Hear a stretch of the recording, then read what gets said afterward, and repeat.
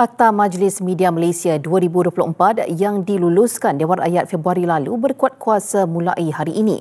Menteri Komunikasi Datuk Fahmi Fadil memaklumkan warta berkenaan yang ditandatangani beliau sekaligus menjadikan akta itu reformasi besar buat pengamal media.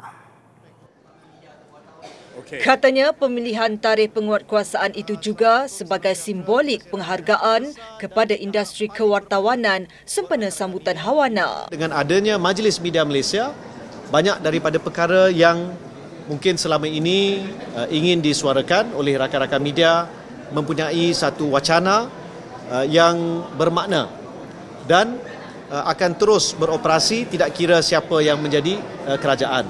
Datuk Fahmi turut memaklumkan lembaga pengasas Majlis Media Malaysia telah dimuktamadkan. Lembaga itu dianggotai 12 individu merangkumi wakil syarikat media, persatuan media, pengamal bebas dan ahli bukan media.